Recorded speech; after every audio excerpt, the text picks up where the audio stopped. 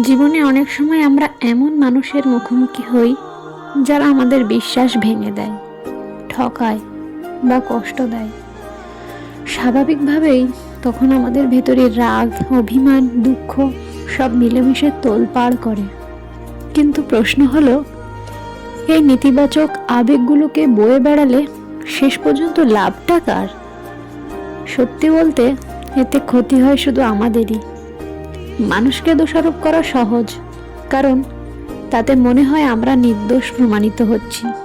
কিন্তু দোষ চাপালেও ভেতরের ক্ষত শুকায় না, বরং সেটা দীর্ঘদিন ধরে আমাদের ভেতরে তিক্ততা জমতে থাকে।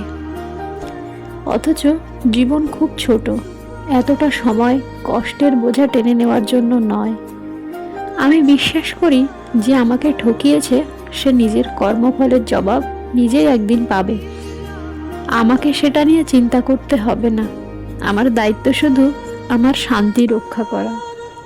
তাই আমি তাকে অভিশাপ বা অভিযোগ পাঠাই না, বরং নিজের ভেতরে ক্ষমার আলো জ্বালাই। কারণ ক্ষমা মানে অন্যকে মুক্ত করা নয়, নিজের ভেতরকার কষ্ট থেকে মুক্ত হওয়া।